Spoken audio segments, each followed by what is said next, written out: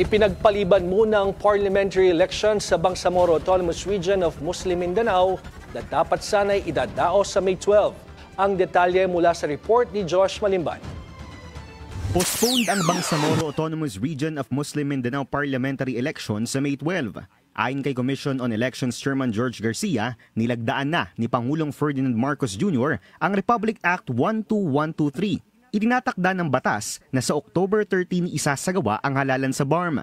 Sa ilalim ng batas na ito, lahat ng nagsumite ng kanilang Certificate of Candidacy noong Nobyembre ay considered na bilang mga opisyal na kandidato para sa October elections. Sa kabilang banda, hindi natatanggap ng bagong COCs ang COMELEC.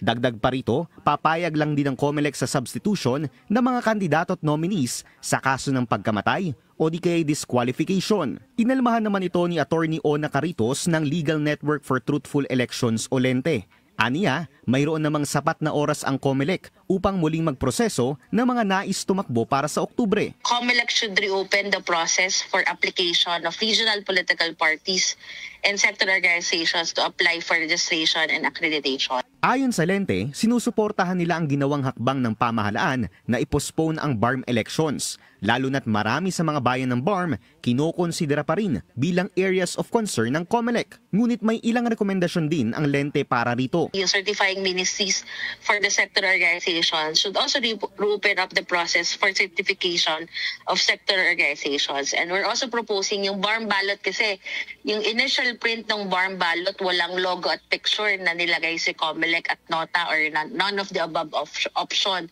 So we're also actually pushing for COMELEC to also include the logos and pictures and the nota option in the BARM ballot kasi that's one of the more progressive provisions in the BARM Electoral Code as to inclusivity and accessibility of the BARM ballot in the region. Dagdag din ng LENTE na sana'y magkaroon ng komprehensibong plano ang COMELEC patungkol sa voters education dahil mandatory naman daw ito ng nasabing ahensya.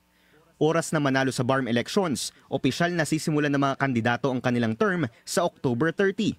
Isasabay na rin ang susunod na halalan sa BARM sa pambansang halalan sa 2028 at gaganapin kada 3 taon matapos nito. Habang wala pang bagong halal na opisyal, patuloy na gaganap bilang pansamantalang gobyerno ng rehiyon ang Bangsamoro Transition Authority. Maliban na lamang kung papalitan sila ng Pangulo o kung ang kanilang termino ay maputol dahil sa paghahalal sa ibang posisyon. Para sa agenda, Joash Malimban, Billionario News Channel.